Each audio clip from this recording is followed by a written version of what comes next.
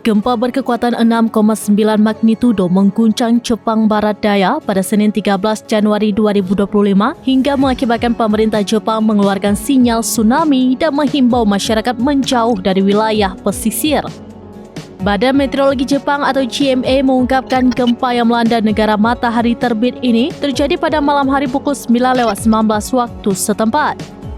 Gempa yang berpusat di kedalaman 30 km yang terjadi di Jepang ini melanda sejumlah wilayah. Disebutkan JMA daerah prefektur Miyazaki menjadi tempat awal terjadinya gempa dahsyat ini. Disusul adanya gempa selanjutnya di Pulau Barat Daya Kyushu, prefektur Kochi di Pulau Shikoku. Lembaga penyiaran publik NHK TV melaporkan tsunami diperkirakan terjadi hingga ketinggian 1 meter.